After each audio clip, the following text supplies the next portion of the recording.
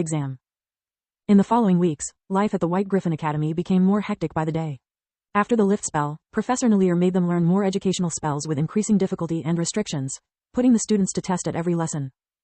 Professor Trask started making use of all the available rings in the training hall, giving them military-trained soldiers as sparring partners. They were equipped with enchanted armors, and would use a different weapon every lesson. The students, in turn, could only use one element, based on the scenario Trask had devised for each training session. After every defeat, their partners would teach them footwork and point out their mistakes.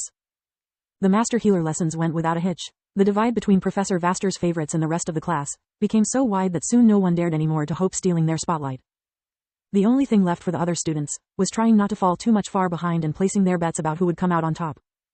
Most of the Forge Master courses took place in a classroom. Professor Wainmeyer, or one of her assistants, taught them how to differentiate runes based on the elements and how to combine them to obtain different effects.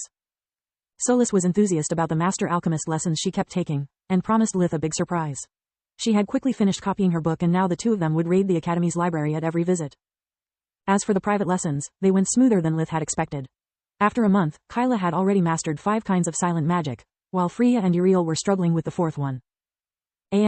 Normal first magic requires hand signs and magic word. Silent magic just the word or the signs. Perfect silent requires only gestures to better direct and control the conjured effects. Her learning rate was terrifying, worthy of someone that managed to enter the White Griffin with no mentor. Lith suspected her to be a genius, and kept a close eye on her. Thanks to the tonic, she had grown of 5 centimeters, 2 inches, and had gained 10 kilos, 22 pounds. She was still thin, but her mana core had already evolved to deep cyan. Over time, he had managed to gain their trust and confidence, or at least so he hoped. Lith decided to teach them only silent magic, keeping the secrets for perfect silent magic and multicasting for himself. He wanted them to be reliant on him, not dependent, or it would dampen their growth and self-confidence. Not to mention he had no desire to give away such precious secrets and get nothing in return. Lith had proved them that they could trust him, now it was up to them to return the favor and show their usefulness. It was exactly a month after the beginning of the private lessons, that all the 4th-year students were summoned by the headmaster in the main hall at the ground floor, right after breakfast. Several professors appeared as soon as the gong that signaled the nearing start of the lessons resounded. They opened multiple warp steps, bringing them to their destination. The abrupt change of their routine left them confused. They had started that day like any other, preparing the spells and the books for the daily courses. "Hello, my dear students," Linhos said when the last warp steps closed. "I hope you enjoy breakfast, since it will be the last decent meal you'll get for a while. At least, if you were good enough. Today, you will start the mock exam, to prepare for the trimester's finals. You will be split in groups of 5, according to the specializations of your choice. Each group will be composed by 2 attackers, 2 defenders and 1 healer. Your current evaluation will affect how your group will be formed. The duration of the exam is 1 week. It will take place in the forest surrounding the White Griffin. The only thing that's required from you is to survive as long as you can. Don't worry, it's a controlled environment. The professors will rescue you in case anything goes wrong. Questions?" Several hands were raised. Lith's was among them. "Lith from Lucia, speak freely." "I thought there would be no tournaments or competitions," Lith said. "Why this change?" Linhos chuckled. "It's no competition. The forest is really big, different groups will go in different areas. The chances of meeting are nigh 0, and even if it happened, a team disrupting another would be immediately stopped, with devastating effect for its members' grades. I forgot to specify that you will be constantly monitored, so beware what you do or say." His voice became cold during the last phrase, searching in the crowd for the most troublesome figures. Then, he pointed to a girl. "Histi Koffer, speak freely." Lith recognized her. She was one of the last placed in the healer class. "Isn't this setup too unfair? Forests make no favors. If the groups are formed based on the evaluations, isn't it like dooming those who are still struggling to failure?" She was of course speaking of herself. There wasn't a single topic where she shined, yet. "You misunderstood my words." Linhos shook his head. "The groups will work on equal footing. What I meant before was that they have been assembled so that all the groups have the same rank. I would never allow such a pointless exercise. This is an opportunity for you to socialize and learn to rely on each other. The test is meant for the whole team, not for the individuals. If the kingdom will ever call for your help, you won't get to choose who to work with. You'll need flexibility and solidarity." Murmurs filled the air. The students who reputed themselves good were already cursing their trashy teammates before even knowing them, while the bottom feeders were praying the gods to give them someone that would lead to an effortless success. All hands went down at that point, so Lith raised his own once again, while the sorting had already begun. "I'm sorry, Headmaster, one last question. I get that this is a team effort, but what if someone falls to a beast and gets saved by a teacher? Can he get back in the team, or does the whole group fail?" She will be considered to have died, and returned to the castle. If only one member remains, a group is considered as wiped out. Needless to say, harming your own group is forbidden. You have to solve your differences, not escalate them. Suddenly the air was shaken by a furious bellow. What do you mean I am in the same group of this commoner trash? Curious, Lith asked to Linhose, who explained to him she was the one on the top of the battle mage specialization, and was referring to a girl that was quite far behind her.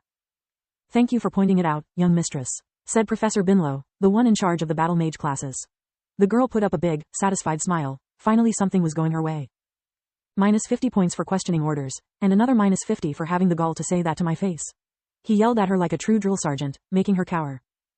Without discipline there is no victory. An arrogant leader who disrespects her soldiers can only lead them to defeat. Besides, who's trash? Have you ever fought something in your life? How do you know how she reacts to danger? Or how you do? Real fights are different from the classes, and usually those who flap their gums more are the first to fall in battle. Now shut up, unless you want to lose another 50. Having lost half her points in one go, she obeyed. Lith ended up in a group of 3 girls and a boy. He didn't know any of them, so he tried to do his best to act friendly, like he did with the healers group. In the last month he had regained quite a bit of his social skills, and lost his edgelord demeanor. When Professor Trask opened their warp steps, he was ready to move forward, when one of the girls grabbed him by the shoulder, forcing him to a halt. Professor Trask, you haven't told us who is the leader. The chain of command must be clear. Lith facepalmed inwardly, while Trask, with his usual sass, did it openly. Good gods, are you deaf or what? This is a group exercise, between people that don't know each other. It's up to you to decide who is the leader, and is a choice that has nothing to do with grades, status or prestige. A leader doesn't just yap orders around, she will also bear the responsibility if her team fails. Is it clear? He glared at the nearest girl, before pushing them all through the dimensional door. Once inside the forest, all Lith's senses went on alert. It was a completely unknown environment. He could rely on the books inside Solispedia to recognize plants and animals, but they were of little use for survival. Magical beasts would not give him points for his expertise, they would only try to rip him apart, dooming him to failure. He was looking at the tree barks, while sniffing the air with his heightened sense, trying to ascertain the nature and kind of the local predators, when the worst noise possible reached his ears. We still have to decide first who's in command, said another girl. F*C came sideways. How can anyone be such a bonehead? If they keep up like this, we better surrender, he thought. All his efforts to talk sense into them ended up in failure. They accused him of trying to steal the spotlight again, like during the common classes.